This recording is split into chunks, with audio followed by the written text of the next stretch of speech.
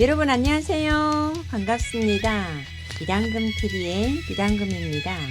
오늘은 여주에 있는 세종대왕릉에 왔습니다. 일단 세종대왕릉에 가려면 입장료를 끊고 들어가야 됩니다. 입장료를 끊으려고 가다 보니까 입구에 세종대왕릉 관광 안내도가 있습니다. 세종대왕릉의 관광 안내도를 보니까 우리나라의 전통 문화를 담은 독특한 그 아름다운 자연이 어우러진 신성한 공간인 것 같습니다. 안내도를 보면서 옆으로 가다 보니까 조선 왕릉이 세계의 문화와 자연유산과 인류의 문화유산으로 탁월한 보편적 가치를 인정받아서 지금은 유네스코 세계유산으로 등재되었다는 이성문이 있네요. 참 너무 멋집니다. 그리고 지금 현재까지도 조선왕 세종대왕에 대한 제례가 이어져 오고 있는 살아있는 문화유산이라고 합니다. 조선 왕릉이 세계유산으로 등재되었다는 이 비석에 새겨진 글을 보면서 입장권을 구매를 해야 되겠죠. 입장권을 구매를 하니까 입장료가 500원 밖에 안 합니다. 입장권을 구매하고 이제는 본격적으로 영릉으로 들어가 보려고 합니다. 자, 들어가는 곳에서 손 소독도 하고 일단 들어가기 다 설치가 되어 있습니다. 그리고 지금은 코로나 때문에 사람들이 많이 오지는 않은 것 같습니다. 아마도 코로나의 영향이 많이 있겠죠. 저 가는 길을 보니까 조용합니다. 커플들이 들어가는 것이 보이고요. 조선의 성군으로는 세종대왕이 넘버원이라고 생각을 합니다. 과연 오늘 성군의 왕릉은 어떨지 너무 기대가 됩니다. 북한에서는요, 오직 김부자에 대한 우상화 교육만 받아왔고 또 우리나라의 세종대왕의 역사에 대한 이야기도 분명히 조선 역사라는 과목이 있어서 배우기는 했지만 너무나도 김부자에 대한 세뇌 교육이 더 강하다 보니까 우리나라의 역사적 인물들에 대한 교육은 서서히 뒤로 밀리고 있어서 정말 지금에 와서 생각을 해보면 참 북한의 세뇌 교육으로 수많은 북한 사람들이 우리나라의 역사를 희미하게 잊혀져가는 현실 앞에서 정말 안타까운 마음을 금할 수 없습니다. 지금 보이시는 단풍도 한 계절에는 얼마나 이뻤을까요? 이 아름다웠던 단풍도 계절의 흐름과 함께 이쁜 단풍의 모습이 사라져가고 나무 잎새들도 하나둘 떨어져 가면서 다음 해의 새로운 모습을 뽐내는 단계가 있듯이 북한의 모습도 하루빨리 변화되어 새로운 북한으로 변화되는 그런 날이 왔으면 좋겠습니다. 드디어 세종대왕상이 우뚝 서 있는 광장이 보입니다. 서울 광화문 광장에 있는 세종대왕상보다는 규모가 작은 광장이지만 우리나라 한글을 창조하시고 백성을 가리키는 바른 소리라는 뜻의 훈민정음을 만들어서 문자를 익히고 백성들이 지식을 쉽게 배우고 다양하게 습득하고 소통할 수 있는 오늘의 우리나라 한글 역사의 창시자이신 세종대왕상이 세워진 이곳에까지 와서 제가 직접 눈으로 볼 수가 있는 현실이 차려졌다는 이 소중한 자리가 정말 저에게는 역사를 체험하고 알아가는 시간이어서 너무 좋은 것 같습니다, 여러분. 오늘날 한글은 세계에서 가장 과학적이고 우수한 문자이면서도 세종이 최고의 업적으로 전해지고 있고 또 현재의 우리나라 남과 북이 하나의 언어로 소통할 수 있는 우리 민족의 유산이라고 생각을 합니다. 참 오늘 제가 세종대왕상을 보면서 생각한 것이 북한에는 우리나라의 세종대왕과 같은 역사의 인물들에 대한 교육보다는 먼저 김씨 일가의 말도 안 되는 백두혈통의 역사라고 하면서 가는 곳마다 김일성의 동상을 지금의 세종대왕상보다 더 높이 세워놓고 정치적 세뇌 교육을 하고 있는 우리나라의 저 북쪽 땅 형제들 생각을 하면 정말 마음이 쓸쓸합니다. 세종대왕의 역사의 현장을 둘러보면서 오다 보니까 여기는 새로 지은 옛 조선시대의 기와집을 그대로 살려서 지어놓은 제사를 지내기 위한 제실이라고 합니다. 우와, 그런데 규모가 어마어마합니다. 세종대왕상에 제사를 지낼 때마다 사용되는 제실이라고 하는데 정말 왕릉은 왕릉의 제실이 다르긴 다릅니다. 이 안에 보이는 저 옷은 제사를 지낼 때마다 입는 옷인 것 같습니다. 이야, 정말 오랜만에 입은 기와집을 또 그것도 새로 지은 멋있는 기와집을 보니까 정말 너무 멋져가지고 옛날 김일성의 유훈의 말이 생각이 나네요. 북한에 있을 때는 김일성이가 우리 인민들에게 이밥에 고깃국에 비단옷에 기와집을 쓰고 사는 것이 나의 소원입니다 라고 했었거든요. 그런데 정말 이 멋진 기와집, 이런 집을 보니까 김일성이가 살아 생전에 자기가 인민들에게 꼭 그 선물만은 넘겨주고 간다고 했던 그 유훈의 말씀, 유훈의 교시하면서 그랬었거든요. 그 말이 생각이 나네요.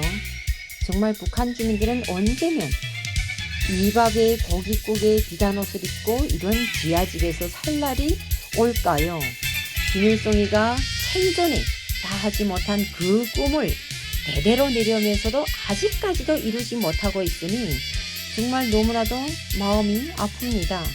저는 이런 기와집들을 볼 때마다 항상 김일성이가 우리 인민들에게 이밥에 고깃국에 비단옷을 입고 기와집에서 살게 하려는 것이 나의 소원입니다 하면서 하던 그 말이 생각이 나거든요. 참, 김일성의 유훈의 교시, 말씀, 이밥에 고깃국에 비단옷을 입고 멋있는 기와집에서 살게 한다던 그 소원이 하늘로 올라갔나 땅으로 닿았나.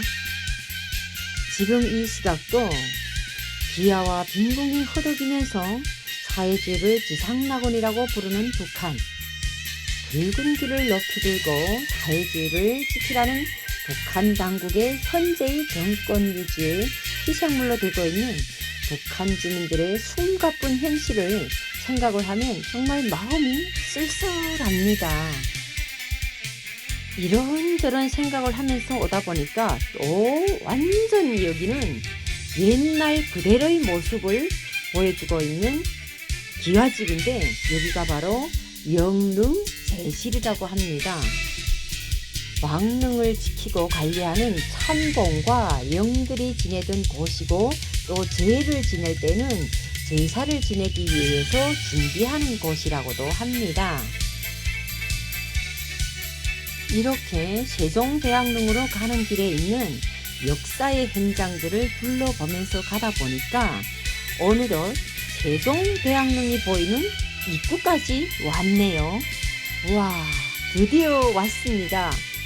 세종대왕릉으로 들어가는 입구입니다. 저 멀리 세종대왕릉이 보이는데 왕릉 입구에 있는 이 홍살문은 안 좋은 기운이 들어갈 수 없도록 붉은 칠을 한 홍살문이라고 합니다. 이곳 영릉은 세종대왕과 그의 왕비 소헌왕후가 합장되어 모셔진 능이라고 합니다. 그리고 세종대왕 영릉은 조선 왕릉 중에 최초의 합장릉이라고 하네요. 그런데 여러분, 제가 여기까지 와서 지금 생각이 드는 것이 뭐냐면 탈북을 했기 때문에 지금과 같은 이런 세종대왕릉에 제가 와 있지 않을까라는 생각을 새삼 해보게 됩니다. 이렇게 멋진 생각을 하면서 오다 보니까 여기가 또 제수진설도라고 제사 지내는 곳이네요. 제상도 보이고 향상도 보이고 축상도 보이네요. 정말 제가 오늘 여기까지 왔다라는 것이 정말 제가 탈북을 하지 않았더라면 오늘과 같은 일이 있었겠습니까? 참으로 조선 4대 왕 세종과 왕비 서헌 왕후가 600년 역사의 왕릉으로 고요히 잠들어 있는 세종대왕릉으로 올라가서 단금이가 직접 인사를 드리는 역사의 순간이 현실로 다가왔다고 생각을 하니까 너무 좋습니다, 여러분. 제가 지금 세종대왕과 왕비 서헌 왕후가 잠들어 계신 조선에서 최고의 명당 중의 명당인 세종대왕릉에 서서 단금이 인생사의 역사의 추억을 만들어 가고 있는 현실이 분명히 맞는 거죠, 여러분. 북한에도 왕릉들의 무덤이 있기는 있는데 우리나라처럼 관리가 되어 있지 않아서 조선시대 역사의 흔적들이 후손들에게 알려지는 그런 현장 교육이 없기 때문에 북한 주민들은 조선시대 왕들에 대한 역사를 김일성의 역사만큼 알지도 못하고 있습니다.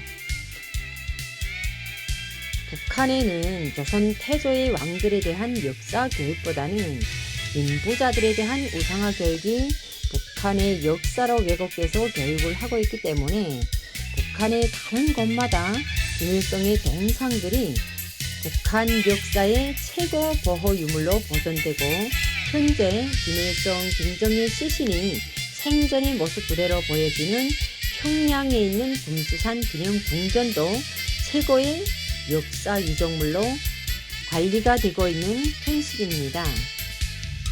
북한에는 우리나라처럼 이렇게 관리 보존이 안 되어 있죠. 참 오늘 제가 우리나라의 독특한 훈민정음을 창제하시고 세계의 자랑으로 우리 민족의 찬란한 금지탑을 이룩하신 세종대왕릉 앞에서 남과 북의 역사의 현장 교육의 차이점도 실감하는 하루였던 것 같습니다. 정말 억만 년이 흘러도 변함없이 우리나라 백성을 가르치는 바른 소리라는 훈민정음의 한글을 우리 후손들에게 선물로 남겨주신 세종대왕님 감사합니다.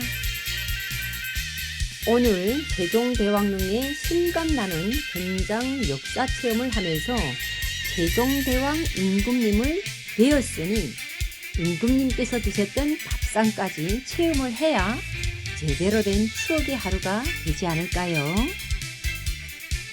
그래서 나란님 임금 밥상을 직접 먹어보려고 나란님 한상 차린 식당으로 왔습니다. 자, 그럼 한번 들어가 볼까요? 식당이 외모만 봐도 너무 멋집니다. 임금님 밥상을 차리는 식당이 다르긴 다릅니다. 식당 안이 대단히 넓은데 코로나 때문에 사람이 많지는 않네요. 자, 굴비 정식으로 주문을 했더니 임금님한테 바쳐드리는 밥상처럼 다 차려진 큰 밥상이 통째로 나와서 저는 깜짝 놀랐습니다.